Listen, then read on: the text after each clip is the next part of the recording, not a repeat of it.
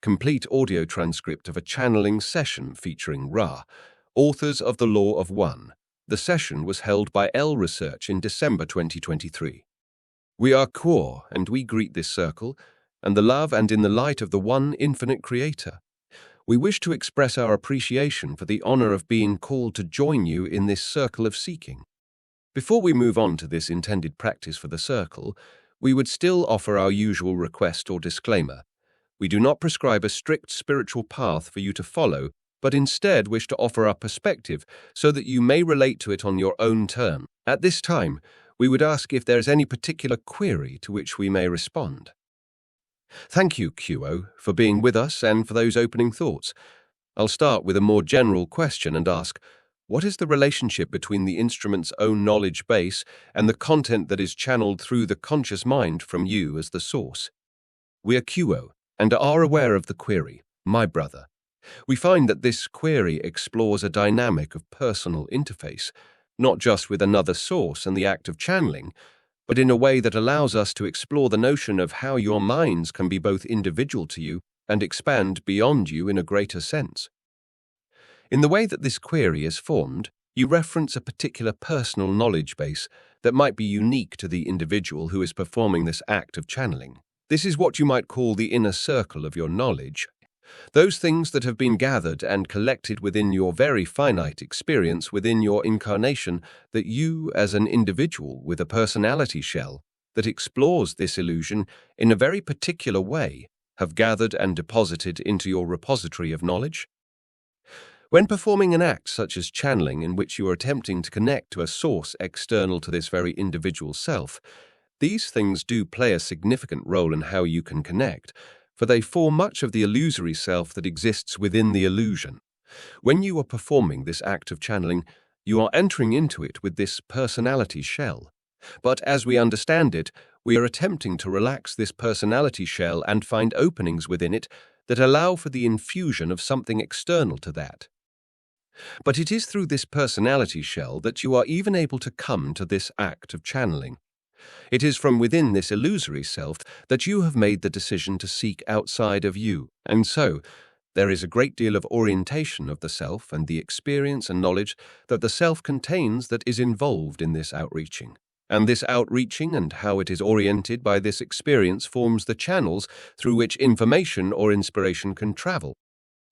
We find this to be the case not just in the act of channeling, as you understand it, but for any individual who is attempting an outward seeking and opening the pathways of inspiration and imagination, that the accumulation of knowledge and experience will inform the ways in which anything external to the self, whether through a source such as us, the confederation of planets in service to the one infinite Creator, or even the greater human mind, the planetary mind, the galactic mind, all of these things can find inroads to the self through these particular pathways. And it is the accumulation of these bits of knowledge and experience that create this interface. And so, when exploring this dynamic of how the personal knowledge influences this act of channeling, we find that this is the greatest way. And as such, when an instrument such as yourself wishes to perform an act of channeling and bring in something that is seemingly outside of the illusory self, which individuates itself from all other knowledge, the pathways formed by this knowledge, anything that you are experienced in are more solidified and easier to access for whatever it is that is outside of the self to come. This can create a dynamic where it seems as though an instrument may better perform the art of channeling, or any grasping at inspiration, when that which is being sought is related to those things known already to the instrument. However, we may say that it is possible that an instrument can clarify the self in a way that is complete or holistic, so that these pathways may be more general and therefore more novel or unique information that is completely outside of the purview of the instrument may find various ways into this act of seeking outside of the self. Is there a follow-up to this query, my brother? Yes, thank you, Ko. This notion of pathways reminds me of Ra describing the individual's relationship with the higher self as one that happens through pathways carved, so to speak, through the mind. It also reminds me of ports in a computer system that open and allow the transfer of data. You indicated that it seems pathways first and foremost connect to and run through the instrument's own personal experience and knowledge. but that pathways could also become more generalized so it isn't necessarily attached to or running through the instrument's personal experience. Can you speak to that? I'm Quo, and I'm aware of the query, my brother. Indeed, this indication that instruments such as yourself may find more ease through these portals or channels with which one carves through one's own knowledge and experience is the case as we experience it, and it is easier for us to connect with an instrument through those channels.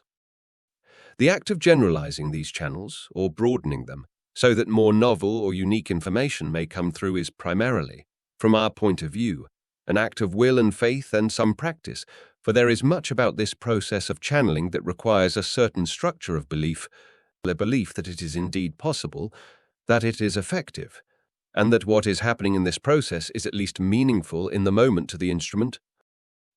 We find within this circle of seeking, to speak directly to you as practitioners, that there is some hesitance to believe that what can come through you is indeed completely novel and completely new. And this belief hinders the ability to broaden these pathways. We find that, attempting to examine these beliefs of what is possible, what informs these beliefs, how is one's worldview limiting oneself, and what one might find is possible within any act of service, whether channeling or otherwise, is a fruitful and very meaningful aspect of one's journey to contemplate in meditation. Beyond this, we find that engaging in other acts of spontaneous creation and imagination, where one is not necessarily attempting to bring through specific information in the form of words, as we understand this process of channeling, but rather engaging in what you understand as acts of creativity, in which, though you are not attempting to gather information to share with others, you are massaging the boundaries of self to allow something beyond words and beyond logic to come through, helps to make this interface that we reference as a channel more malleable, and gives you as instruments more practice in being spontaneous and allowing something new and novel to present itself to you that can then be relayed in this more specific act of seeking inspiration that is the spiritual information that we share with you. Is there a further query, my brother? That was great, and I want to dive into it further. But first, I'm wondering if I can ask a quick question that might elicit a quick response, and that's regarding this notion of pathways and their actual reality. My sense is that pathways are quite literal in the landscape and terrain of the mind complex, which has roots that go down to the collective mind.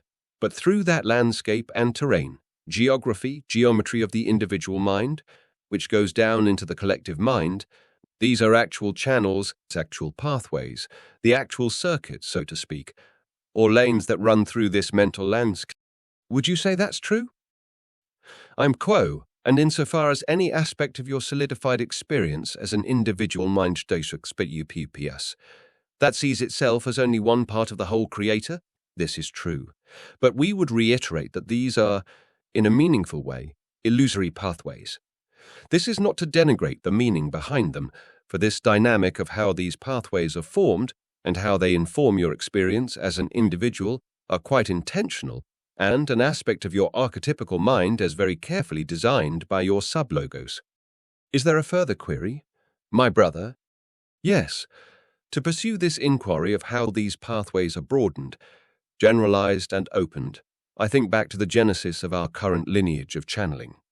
The Confederation has been able to channel information that was completely unknown to the instrument. For instance, I consider how much of your cosmology was articulated to those we now call the Detroit group. The instruments of that group, so far as I'm aware, had no conscious prior knowledge of things like your names, nor concepts of densities and harvest and so forth. So, I want to ask, you indicated that these channels can be broadened through practices such as spontaneity, imagination, creativity, will and faith, and a structure of belief that says, information can be received which I, the instrument, do not know.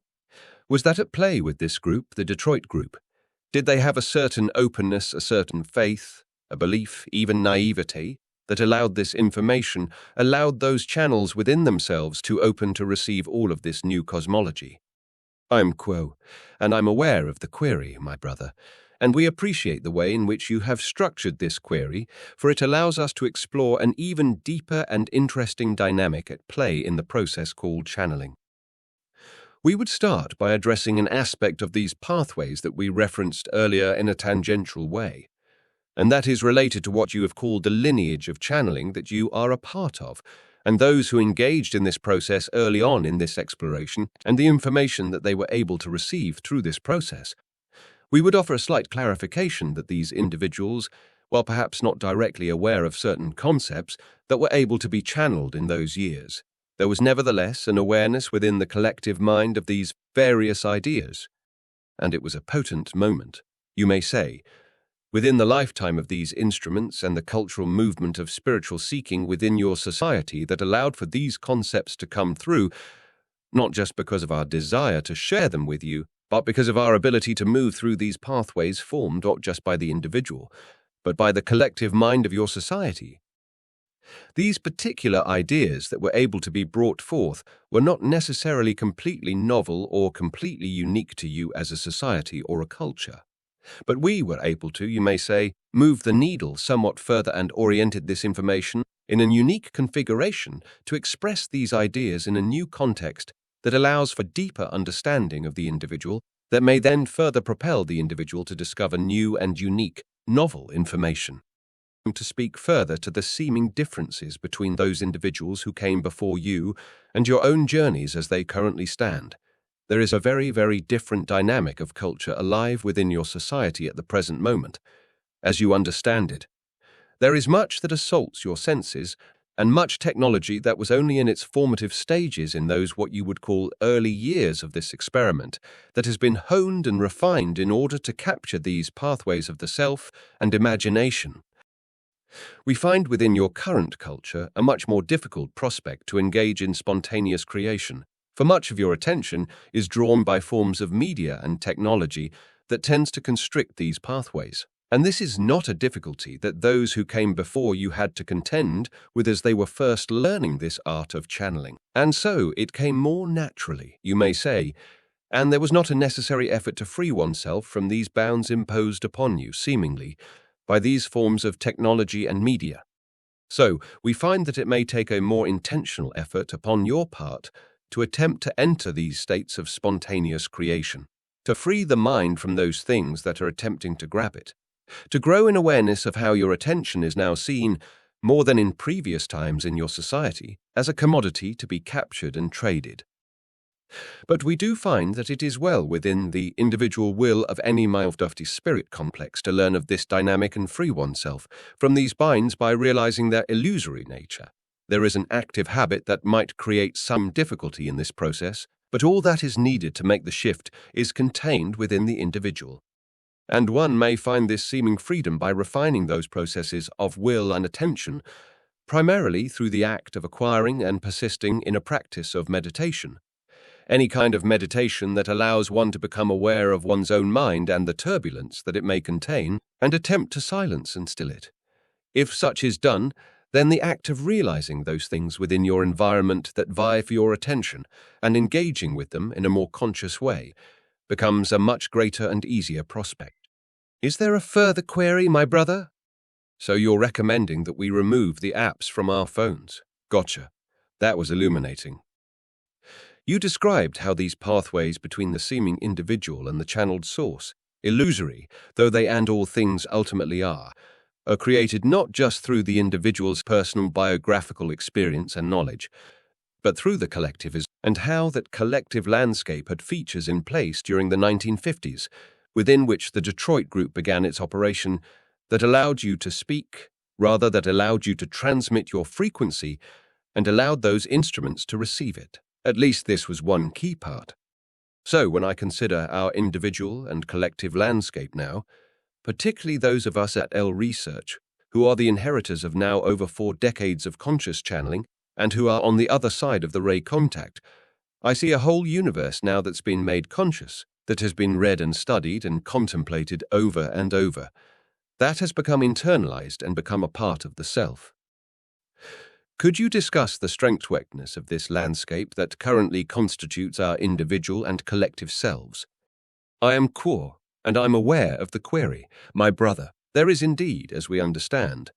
This circle has discussed in some terms what you may call double-edged aspect of this dynamic in which you, as channels who are attempting to serve, having come to this service through a very deliberate and informed body of information, that this process has created within you certain pathways, as we have referenced them, that restrict your ability and refine your cognition in certain ways that are both beneficial in receiving information through these pathways, but because there is such a long lineage and solidified journey of these pathways, that it can be more difficult to broaden them and expand them to receive information that might be more novel or even completely outside of those aspects contained within the information that you have studied so thoroughly. There is another complicating factor involved in this dynamic, in that as you, as individual seekers, have taken it upon yourself to study this information so thoroughly, to contemplate, and to apply it to your own lives. You each have very individual and idiosyncratic takes or perspectives on what this information really means and how it is relevant to you as a seeker. And this relevance then informs the pathways through which we are able to offer new information. This might be illuminating and helpful in the process of coming to understand how you can massage and make these pathways more malleable, and contemplating how you as individuals have related to this information in your very thorough studies, and how you've applied it to your own life and to attempt to release these preconceived notions of the value of this information. For it is not that the value that you place upon it is harmful or distorted necessarily, but it does restrict these pathways in a very particular way. Is there a further query? My brother? Maybe. One moment, please. I'll shift direction a little bit. So, the quality and precision of the information that came through the instrument during the ray contact increased dramatically because the instrument had been put into what we call the trance state in order to channel a 6th-density source. Is it possible to achieve this trance state to channel a positively oriented 4th or 5th-density source? And if so, is it any safer or are the hazards the same? I am Q, and I'm aware of the query, my brother. We find some complication in addressing this query, for there are limitations imposed by what we would call the law of confusion, in that we understand that the way that we answer this query will inform your pursuits upon your spiritual path in a meaningful way, beyond that which we are comfortable sharing through the boundaries of free will. We can say that the act of what you call trance channeling is a skill that can be learned, and that there are teachers within your vicinity, perhaps not that you are aware of, but that are near connection to you, that you could learn from if you desire to understand more about this different form of channeling. And we may also say that this act of what has been called conscious channeling does help build a foundation and a prerequisite to this act of trance channeling, in the sense that though it is not mechanically the same in the metaphysical realms, the act of will and faith and surrender and the willingness to open oneself to something outside of the self greatly inform the ability to engage in the act of trance channeling. Whether this is possible or safer than the circumstances that you have described in the history of our contact with your group, we cannot speak further. Is there a final query for this instrument at this time? In the same ballpark, what defines trance channeling is the virtually complete absence of the instrument's own mind. Their body thus becomes something of a mechanical speaker or radio for the source to transmit through. What might we do to reduce the participation of the mind of the instrument in conscious channeling and go to I'm Kuo and am again with this instrument? We find that comparing the state of the mind-to-body-spirit complex during the act of trance channeling to the state of the mind-body-spirit complex during the act of conscious channeling may have some informative benefit, but such a comparison can only be taken so far, for the ways in which these processes work can change significantly or vary significantly. And so we would not necessarily say that it should be the goal of the instrument in conscious channeling to attempt to recreate the state of mind or the state of the instrument in trance channeling. However, in order to decrease the instrument's hesitations or assessments or judgments of that which comes through it, and to allow for a more open flow of information, we can suggest that, again, the practice of engaging in creative endeavors outside of the act of channeling, where there is not so much pressure, you might say, to engage in this process in such a specific way, but rather one is allowed to simply express that which is coming through it without judgment and without the pressure of it being analyzed and perceived by others in such a particular and meaningful way, can help to engage those muscles, you might say, that allow for the instrument to become more open to new information and to become clear in this act of channeling in the conscious sense where you are still somewhat conscious and engaged in this process of receiving the information, but you are able to step out of the way in ways that uniquely hinder this process as well. At this time, we would take leave of this instrument and transfer the contact to the one known as Gary. We are those known to you as the principle of QO, and we are with this circle again sharing in that which you are in the grand context, that is that which we all are, the being the infinite one, the background against which all forms of light and shadow, birth, creation and destruction take place, that primordial formlessness out of which arises all forms, yourselves and ourselves included as we dance together across the boundaries of space and time and densities, all with the shared goal of seeking the one Creator, seeking to uplift and to support and to teach, learn and teach one another, with our focus being on this particular world at this particularly critical moment in the illusory lapse of time and evolution, as your disharmonious, troubled, and largely distracted world attempts to lurch its way into the birth of a new density, of a new earth that awaits and calls with love to those whose hearts are open to this frequency, and who may hear and receive and respond to this love and broadcast it outward for the healing of your world and the healing of your peoples. At this time, we would ask if there is a query to which we may respond through this instrument. We are known to you as QO. Yes, thank you, Q. This instrument has indicated a desire to expand his capabilities and practice by receiving queries that he might feel are beyond his conscious capabilities to answer outside of channeling. So I have a few that might challenge him in that way. First one I can start with, say. The hallmark of time is space is the inequity between time and space. In your space-time, the spatial orientation of material causes a tangible framework for illusion. In time or space, the inequity is upon the shoulders of that property known to you as time. This property renders entities and experiences intangible in a relative sense. So my question is, in space-time, we conceive of our reality as having three spatial dimensions, at least, that we are consciously aware of, and we can conceive of these as being, for instance, the X, Y, and Z axes. Is there a way that we can conceive of time or space in similar terms? For instance, are there three dimensions of time, like there are that we see in space-time? And if so, what are they, and just generally, how might we conceive of this inequity of time within time? We are those of QO, and we appreciate this inquiry about, as you had referenced, the inequities between these, or rather, this inverse system which allows movement and growth and beingness in a manifested and unmanifested sense through the densities. It gives the selves participating within the constructs of space and time and environment, a house within which to explore the dance of creation. You are intimately familiar with the realm of space-time, as, thanks to the veil of forgetting, it seems the only mode of experience generally available to your peoples, particularly from the scientific perspective, which has built its worldview upon study of this half of that yin-yang inverse dynamic and glimpses, but does not fully grasp the implications and beingness of that realm known to you as Timnap. You as beings of consciousness straddle both worlds. There is as much of you in timeless space as there is space-time, and that former half, so to speak, is a realm of its own landscape or geography wherein one may indeed travel through what you would call time and what may appear to you to be a forward and backward and something of a lateral sense. But we have great difficulty in attempting to communicate the properties of this realm, which is intangible to you, due to your vocabulary and concepts being built of a world of spatial dimensions where you are locked into that unidirectional arrow that is the seeming forward movement of time.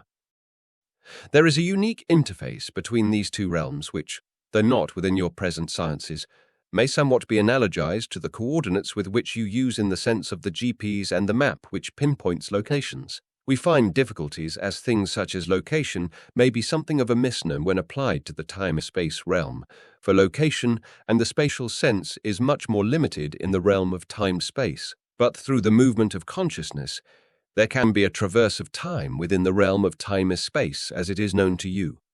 It is difficult to imagine such movement.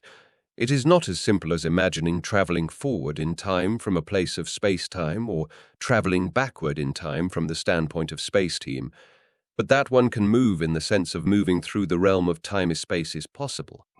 One can, from the standpoint of time-space, move in such a way as to witness space-time even from different temporal vantage points.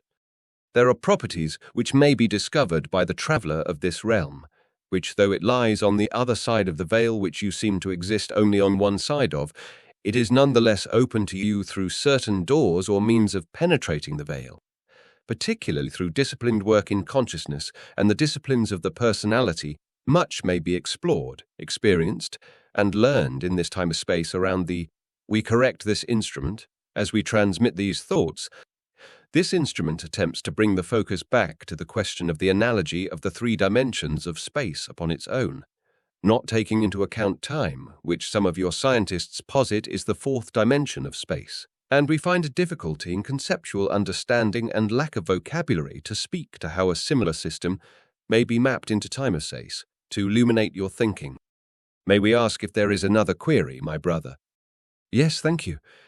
I'll go with one that is a topic that the instrument is familiar with, but I feel like it's an angle that is probably not contemplated before, and so it will have some novel elements to it. When one looks at the history of ufology and the studies and reports of UFOs, particularly older reports such as from the time before the invention of the atom bomb, the appearance of flying objects in the sky often differ from our current sort of sci-fi-like technology and visual representation of UFOs. They took other various forms, like sometimes literally sailing ships in the sky, or just things that didn't look like flying saucers or spaceships. Can you explain why this shift has happened and why we see more technologically based flying objects in the sky versus what was previously perceived and accounted for in folklore or historical religious accounts? And how is this sort of shift related to our spiritual progress as a society? We are those of QO and have received your query, my brother. We would start by assuring you that our preference for craft is not so changing as is the seasons of your fashions upon your world, for we do certainly evolve, as do our negative brothers and sisters, upon a constant deepening of our awareness of the Creator and our refinement of our ability to manipulate consciousness for the purpose of service to others.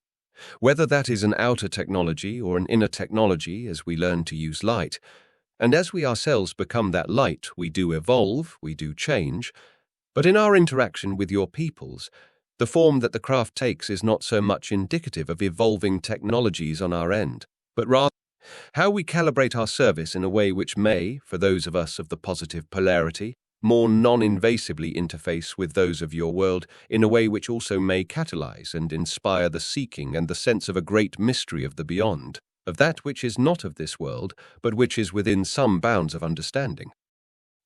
There are many ways we could attempt to appear to you or in your skies in the historical journey of your world, which could not even be computed on an intellectual level, for there would be no frame of reference, no means even to conceptualize what it is that is being, so we must appear in some forms that are as familiar to you as nature is itself, or which are unfamiliar, but still recognizable to some degree, that they invite the contemplation and the seeking, that they may excite the senses and awaken entities from their slumber of habit and circular thinking, such that the attention peeks through the curtain and then finds its heart asking questions.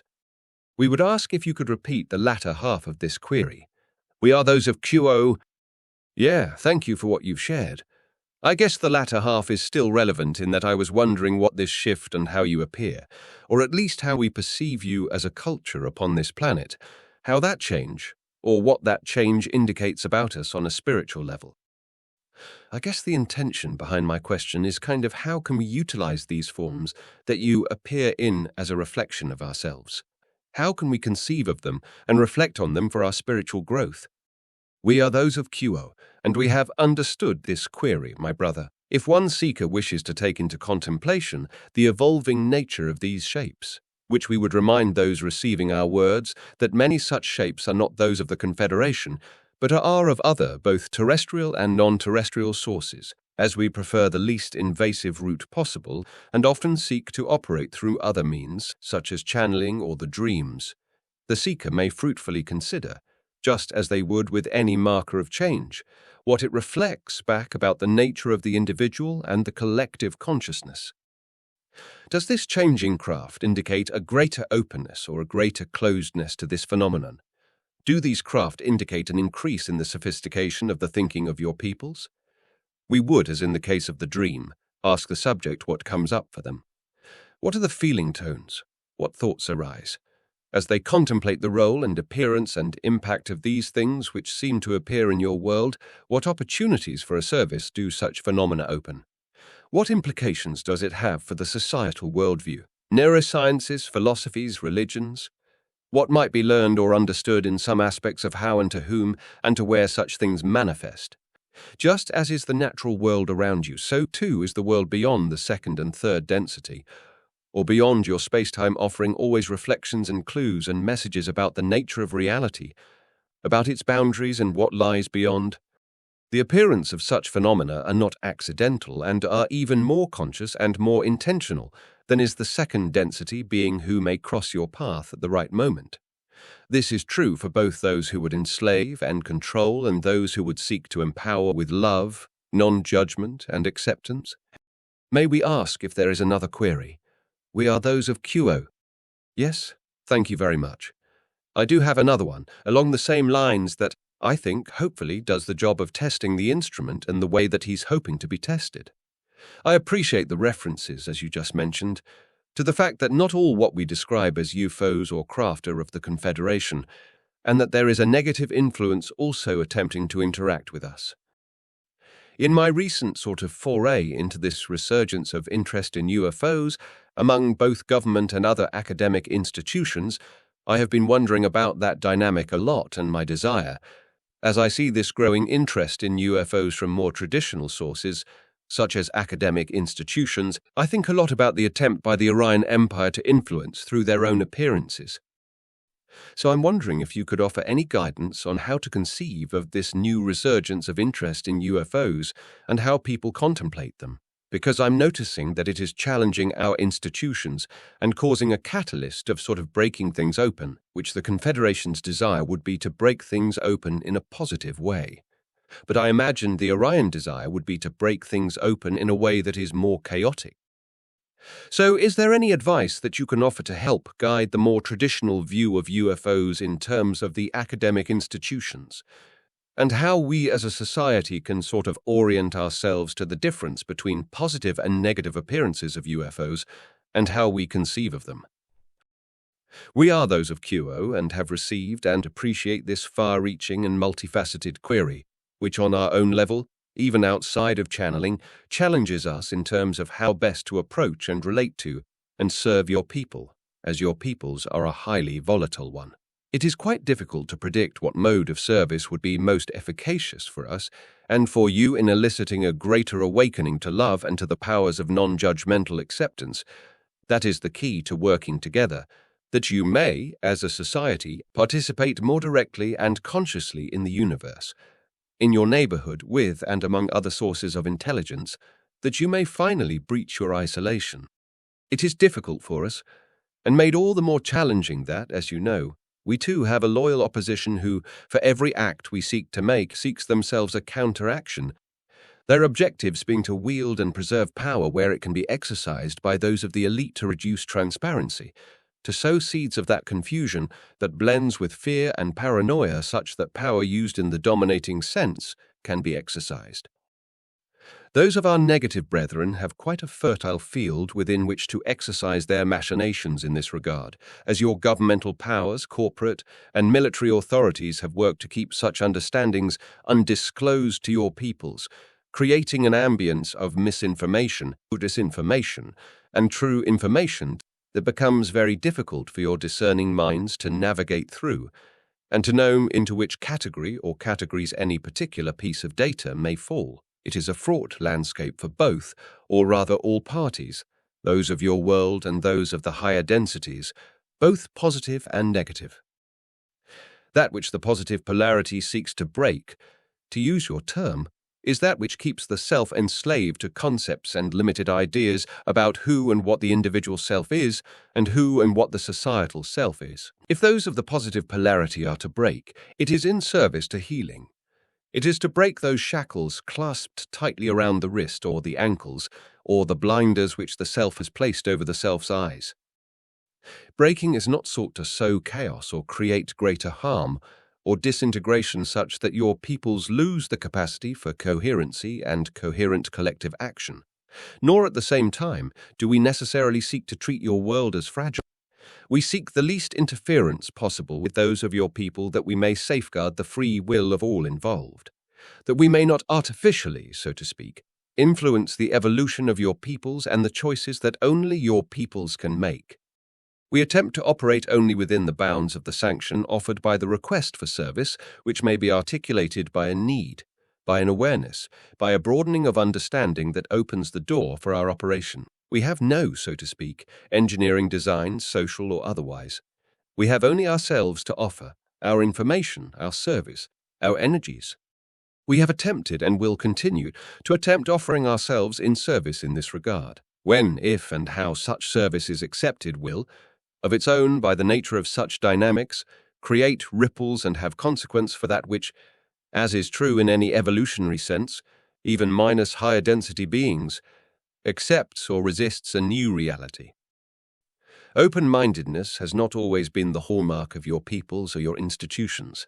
Though you grow ever forward in that journey, many are also the regressive energies very much active and alive upon your world, which would move in the other direction, closing down and building the walls high. May we ask if we have answered this query, or if there is more with which you would like to explore for a final query? We are those of Kuawu. Yeah, you have adequately addressed that query. I have more on other topics. I wasn't sure if that was an opening for a new line of questioning, or if you'd prefer to move the contact along. We are those of QO and are available for one more query of any stripe through this instrument. All right. Thank you, Kuo. This one also not necessarily totally outside the purview of the instrument, but I do think is an angle that might be challenging. Also, Jays, you may begin to see your relationship to the logos, or son, with which you are most intimately associated. This is not the relationship of parent to child, but of creator, that is logos to creator, that is the mind-body spirit complex as logo, 65.17. It seems easy to consider the son as being something akin to a parent for us, particularly with the view that it is basically the architect of our archetypical mind and thus much of our reality. But it also seems too that Ray is impressing the importance of a more co-equal relationship for us with the son, as though we can offer something to it as it offers something to us. Is this accurate? And if so, can you expand on that relationship and what it is that we can offer to the son, that is, the logos? We are those of the principle of QO, and we thank you, as with the other queries, for this well-fashioned question which examines not just that which transpires on your world, but across your galaxy and all galaxies, as this is the procreative and even in some ways fractal nature of the outbeating heart of the primal logos, which manifests itself in step-down frequencies of locus of awareness, known as the sublogoi and the sub-sublogoi, and so on infinitely as you understand it. Those of the third density population are sub-sublogoi to your sublogos, which you call the sun. We would ask that the seeker not to get too tripped up. You might say, on this system of subs and sub-subs, but reference it only as a helpful means to understand this procreative nature of the creator, whereby a logos manifests itself as a sub-logos to it in a hierarchy of growth. But not that which remains forever, that of the parent to child as you were asking about. It begins that way as the logos provides the foundation of consciousness, the environment within which this third density consciousness shall evolve, the foundation of the biological second density life which will chemically house the third density consciousness, and some other important parameters that set the stage for the exercise of the sub-logos' free will that it, like the genetic instructions of the seed planted in the ground, will, according to its own configurations, determine how to make use of the soil and the available nutrients, sunlight, water, and so forth of the third density environment within which it grows. Each of your third density beings is planted in such a soil that is a social climate and geographical climate, a temporal climate, that the circumstances of their birth and their life are the conditions that they, as they become conscious beings, may use to chart their own journey of self-understanding and of eventually making the choice of service to others or service to self. Part of those conditions which the third density entity uses, the most important part is the catalyst, that which gives the third density entity an opportunity to react, to respond, to change, to move upward before the third density entity has begun to form a bias in its consciousness and set its chosen course. That catalyst begins as what you would call random. That is, it is not shaped to a conscious entity's free will, but rather is a swirl of shifting potentials that meet and greet the self. Catalyst still just not yet fully invited or crafted by the individual consciousness, but that which, the hope is, the entity will be caused to react to and begin to form bias. Are these, for instance, unpredictable weather patterns, something that should cause me to steal the resources of my neighbors and hoard it for myself that I may survive these conditions? Or alternatively, are these same environmental patterns of weather and climate that which fosters in me the need to communicate to my neighbors that we may collectively share in our fate and work together and so forth? Through such reactions to what began as random catalyst, there are formed biases, in this simple example, in your earlier versions of the third density, though such remains true in all portions for this example. As the self proceeds further in their bias and becomes more of a conscious being, and thus more of a conscious exerciser of their will and faith, then catalyst more and more intelligently responds to this exercise of free will such that what seems to happen to you, what seems to happen around you or in your life, is magnetically attracted by the exercise of this free will, which still remains true even when the exercise of free will is uninformed, confused, unconscious, and even fragmented. Thus, often, the confusion as to why such phenomena visit one in a particular life.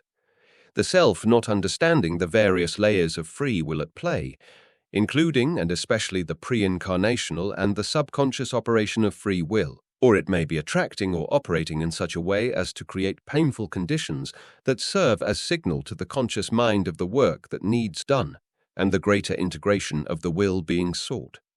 As the self develops, becomes more conscious and exercises free will, then it is less and less the logos which offers the catalyst, but it is self which generates the catalyst for the self upon the base of the catalyst of the senior logos, shall we say. And as the entity develops the higher centers and moves more and more upward into the gateway energy center, the entity can become that which you described, the self-realized, logoic, empty, aware that it is a child of consciousness, that its consciousness is connected to the Creator, that it has immense creative power and capacity to form and to mold and to serve reality, much as the parent logos does. Such a self who has awakened its logoic identity understands that it is not, however its physical vehicle may be bound by the constructs of space and time, not itself so bound. Instead, it recognizes its innate sovereignty, its power to choose and to create whatever may be the outer circumstances of the illusion. Whether such a self indeed is locked into a prison cell in your penal system, or whether such a self is in poverty and harm, lives in a remote cave with seemingly no social impact, such a self has transcended, through their exercise of will and faith, and for the positive entity, in the activation and opening of their green ray energy center, they have transcended the container into which they were planted, so to speak by the senior logos. They may thus offer great catalyst. You might say not quite in the sense that those of third density experience contain to parent sublogos. As the sub-sub or junior, logos is the parent made manifest through its creation, through its formation of this particular solar system, this particular planet, these particular parameters of the experiment. The sub-sub logos is that agent which has been born within the environment created by the sub-logos and taken that environmental material, as would the seed with the soil in the environmental conditions, and manifested itself as a third density being, and then liberated itself from the confines of being strictly a third density being, such that it, too, awakens its primal essence, its true nature as a logoic being. Thus much is in that act communicated back to the senior logos. A pathway has been made through the environmental material. That material became conscious through the first and second and third density. It became aware of itself and then awoke, no longer dreaming that it was strictly this environment, that it was strictly a human. This is of immense value to the senior logos, as the sub-logos forms a portion of the learning of the senior logos itself, and that learning is communicated throughout the many other logoi which act as cells within a unified body, as each experiment repeats successively, endlessly. As the entity of third density awakens, so too does the creation. This is why you hear of the enlightened consciousness enlightening its environment and others about it when coming into contact with it, for it has a necessarily uplifting and illuminating quality. The ground which the enlightened consciousness touches is made sacred. It was always sacred, but the illusion did not see it as such. The enlightened consciousness reveals its true nature, which is sacred. We thank the questioner for these questions and for challenging this instrument in our dance with this entity. At this time, we would transfer our contact to the one known as Trisha. We are those known to you as Kwa. We are those of Kuo, and we are now with this instrument. Through this instrument, we recognize a difficulty in maintaining pure contact with those of Kuo. This instrument is recognizing both the catalysts of the physical vehicle as well as the power and value, those of your density and upon your planet place onto the elements which you call responsibility.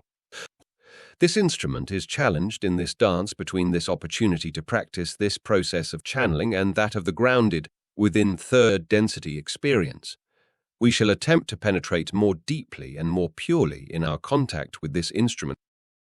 We are those of Kuo, and we feel as though this instrument may have the ability to attempt to act as channel for perhaps one query at this time. May we ask if there is a single query to which this instrument may practice channeling our words? Yeah, there is one question, Kuo, and I want to both thank the instrument presently and apologize. Our clock is at 1 hour 42 minutes, which is a long time, so thank her for her patience, particularly as she exists in a compromised body with a long medical history. So, for my one question, I'm wondering if you could speak to what the difference is, if any, when channeling between hearing the question in advance of performing the channeling, thus potentially giving the mind the opportunity to chew on the question, versus hearing the question spontaneously asked and channeling a reply right then and there. We are those of Kuo, and we are aware of the query, my brother. Indeed, there is a difference in terms of processing that the grounded mind takes when a question for a channeling is presented prior to the tuning and channeling actually begins, and those instances wherein the question asking is spontaneous and is separate in terms of the instrument's historical experience in what you call recent time. We see the difference as having no connotation in terms of bad or good, if you will. To hear a question in the non-channeling state prior to entering the channeling state allows the instrument to set an intention to answer said specific question to the highest and best of their ability, and we can understand how that may seem to provide openings for the instrument's own interpretation, the instrument's own influence upon the message which is channeled through said instrument. However, the instrument who is of pure heart and intention, who sets boundaries in place such as that which you call your tuning process, who challenges their source thoroughly, genuinely, and completely that those influences, those biases have of little effect in terms of content, in terms of overall general direction. Of course, there is room for personal experiential sharing, or insight that may bleed through into the message. However, the core of the message would still be one of pure source, with a set of training wheels in place, if you will, if said guardrails are enforced to protect the contact and maintain purity of intention. In terms of receiving the question for the first time in the moments of channeling, this particular mode of the practice allows for a more freely moving river, if you will, of channeling, one that is perhaps more dance-like, one that is more potentially fluid in that it takes, or strips from, the message, the energetic investment that the instrument may have instilled had the instrument heard the question prior. This type of method will likely require more test of the will and faith of the patience, of the bravery. We see both avenues for channeling to be equally pregnant with potential, equally valuable, equally beautiful in the gifts that they can give, and by gifts we do not mean a bestowing of something higher or something of a godlike value, but gifts in terms of exchange of energy. Ultimately, it is within those long-honed and genuinely trusted and tested rituals of the tuning and challenging process and the setting of intention that ensure that ground that place the instrument into a more sure-footed foundation when entering the channeling process. There are challenges and benefits to both methods, but the entry exercise, if you will, is of the most importance, is of the most basic aspect of this process. We could explore further the dynamics between these two potential avenues for channeling. However, this instrument unfortunately is now attempting to maintain an already somewhat slippery contact with the background of a leaf blower and a coughing dog. We thank this instrument and this circle for giving this instrument this opportunity and giving us this opportunity to connect and exchange energy and information. And we are so inspired by your attempts to contact us, knowing how overstimulating this third density environment can be, as this illusion is fraught with endless avenues for distraction. We are QO, and we are again with this instrument. We again offer our gratitude to this circle for the invitation issued to us to join you in your endeavors and your experiment. We would take this opportunity to share our perception that each act of service, whether in the form of a channeling circle, such as this or any other expression of the self done with a genuine desire to serve others, is measured by the intention within one's heart, and that so long as the step is taken and the attempt is made to serve, the metaphysical influence resonates with the power of the one infinite creator, which can be made manifest through this act, whether it is apparent or not, based on the outcome of the attempt. We leave you as we found you, in the love and in the light of the one infinite creator. We are Quo, Adonai Vasu Borrigus.